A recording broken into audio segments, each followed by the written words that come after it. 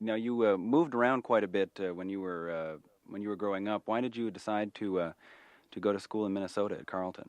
Well, it was easy. It was my father's alma mater, I see. and therefore they took me.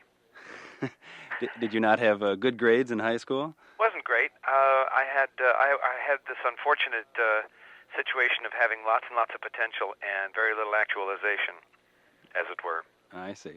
You know, the great SAT scores and not great grades.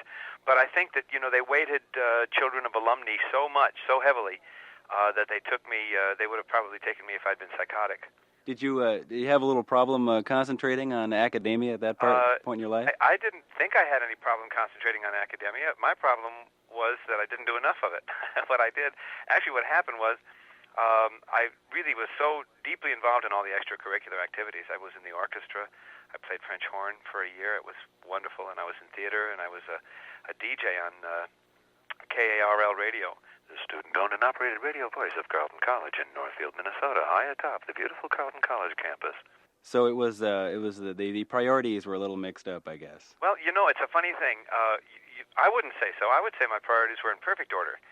Carleton did not agree, of course. I mean, they thought that or rather I should say that they agreed, but the priorities were not their priorities for their students. See, because as it turns out, obviously my priorities were in perfect order. I was into music and broadcasting and showbiz, and which is where I belonged, and always did, as it turns out. But I didn't know that at the time. See, that's the thing about it. Having flunked out of Carleton College, I mean, that's probably one of the better things that happened to me in my career. I have them to thank for that. A couple of years ago, a few Carleton students held a portrait of the former Carleton president hostage until the school named a pinball room after you. What do you think of that? I actually have rarely been so graced with an honor. As a matter of fact, I think I can truly say it is one of the singular highest honors I've ever received. When I heard about the news, I practically collapsed in gratitude. Have you been back to visit? I went there not this past summer before this past. It was brought a wave of nostalgia.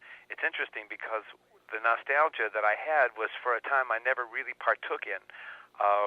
That the groves of academe, are suddenly seemed very, very attractive to me because it's the cloistering, the ability, the chance to delve into whatever it is that you're doing without obstruction, without distraction. That looked awfully attractive to me at the time, and I felt it too. But I don't know that that's ever to be.